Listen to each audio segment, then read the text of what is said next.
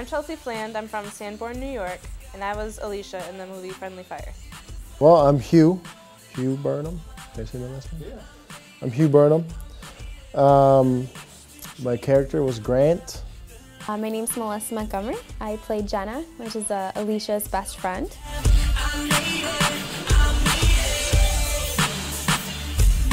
I really liked Jenna because she was a true best friend. She didn't take any crap, and she told Alicia how it is and how it was. And it was really easy to get into that type of character since I'm that way as well. Grant was kind of a pimp. Well, he tried to be kind of a pimp nasty, sorta, in a way. I think he had a lot of things holding him back on the inside, but you know, he tried to make it happen. And I think he was pretty much successful in rocking and rolling with the ladies. So I played Alicia in the movie Friendly Fire, and her character is the best friend who gets tangled up between her best friend and another girl who she kind of has a crush on.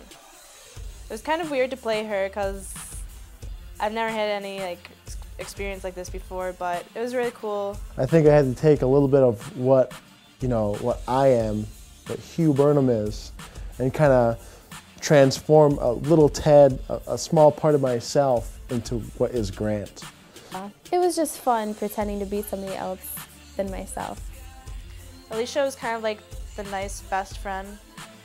I occasionally am the nice best friend in real life, and I kind of use that as my character because she's always put in the nice category instead of the relationship category, and sometimes the girl that Alicia was into, what's her name?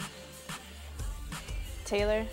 She kind of treated her that way, so I kind of put that into my character.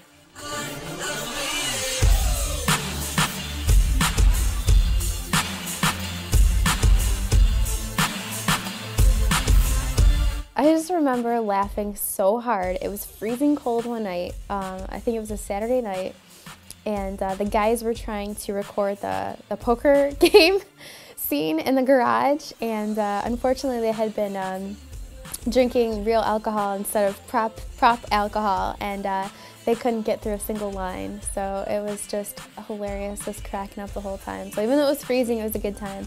And one of the guys kept stealing the other guy's line because it was ass clown, I think. I thought it was pretty interesting. It was a lot of fun. There might have been some drinking going on behind the scenes, some other stuff. We don't talk about that. It doesn't matter. But yeah, it was interesting. I've never really. I mean, I've done a couple movies before. And I can say that this one really it opened me up to the movie world and to in production. It's really kind of a process, and by kind of I mean really a fucking process. Okay, because you got these things that take minutes and hours to set up, and it's like I think the motto of the biz is hurry up and wait, and I've heard that a couple times now. There was a scene that Grant and I, Hugh, we had to do in my bedroom, I think, and probably took us a good 2.5 hours just to get that scene done. we were definitely dying out. We needed a coffee reboost after that, but it was a lot of fun after we got it done. Maurice had to build up to this point in the movie, which was kind of something that would push Grant over to be kind of a badass, I guess you could say, and. Maurice was unfortunately, he was the guy who had to take the fall for the crew for the movie, I'd have to say. But in the process, he took some shots beforehand to really loosen up for the whole scene, and I applaud him for that. It wasn't easy. He had to take I don't know how many shots after that from this going on. From the face hitting the ground over and over again, and it's like, man, that is a lot of abuse. I applaud you, man. I respect you deeply, and I think that really made the movie as well, just because, like I said, it pushed Grant over the edge. It was like Grant not only is kind of pimping, but he's kind of a badass.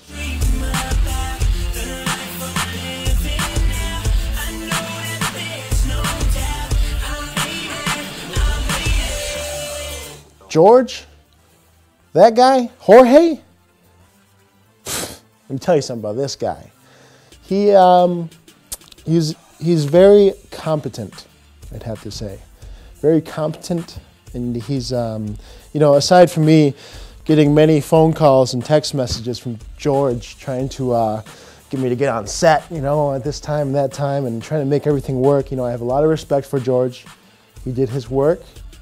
As he says, I did work, son, over and over again. He rocked it, okay? The director, George, was definitely very enthusiastic about his project. He treated us with coffee and mighty taco and booze. Yeah. I think the director did a great job. I give him a lot of credit for doing something like this. It's a huge endeavor. I actually knew him back in high school, and I hadn't seen him in a couple of years, so it was a good time to see how much he'd grown and matured and everything, and not matured in some ways, but he took it very seriously. You could tell that he's really passionate about what he's doing. But George, he really he stepped in there. He was to me, he's a pioneer. It's really difficult for, say, for example, a manager at somewhere, anywhere, to work with people who don't have the hours necessary to complete something that they're not getting paid for. And this is all volunteer work, so it was like, oh man, I get out of work at this time, and then I gotta go swing up here to Buffalo, and I work in Niagara Falls, or wherever everyone worked, different places, different schedules. And for George to be able to get all those people together at once was really spectacular in itself. I do think he needs to be a little harder on people about being on time and not stealing other people's lines. But overall, I think he did an excellent job of really putting 150% into the project.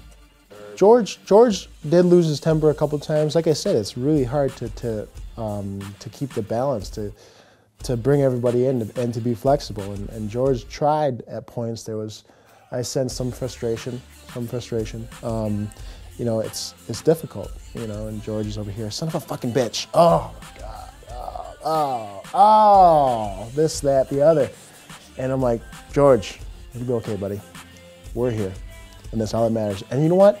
Even if we don't shoot anything tonight because so-and-so couldn't get here, dude, we got a cooler full of beer.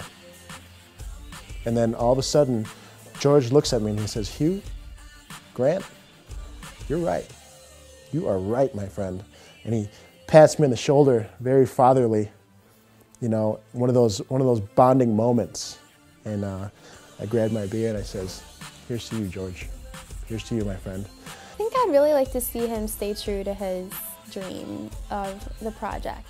And I know there's a lot of, since it is a school project, there's a lot of time constraints and a lot of resource constraints and things like that, but I really feel like, unfortunately, he had to cut back on a lot of the things that I really wanted to see in the movie. So I think next time I'd really like to see him stay truer to the original project.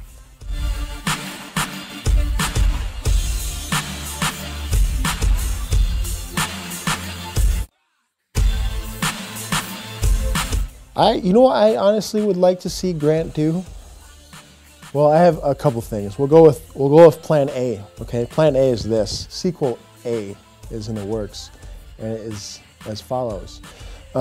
Grant, he graduates from his small time lovers, his little love affair that was going on, and he goes to a different level, and he really comes even more so out of his shell, and he completely, I don't know if you guys ever saw American Pie, but Stifler, it seems like throughout the entire American Pie episode, or American Pie movies, Stifler becomes more and more crazy, okay? I'd like to see Grant take this role, really get down and dirty, maybe get some more ladies. I don't know, Grant, you're kind of the man, I'm gonna be honest. With my character, I think I'd like to see a little more interaction with the rest of the cast. It was fun working with Hugh and Chelsea as Alicia and Grant, but I think expanding the cast and getting to work with other individuals would be a lot more fun. And I think a really cool idea would be to see a group of the people go on a road trip? At the end of the movie, Grant and Alicia kind of had like a cliffhanger, like they're friends, but there looks like there could be possibly some more, so I wonder if they're going to get in a relationship in the future.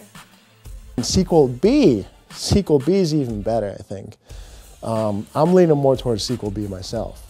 Alicia, you know, she really, you know, they start digging each other a little more or whatever, and then all of a sudden something happens.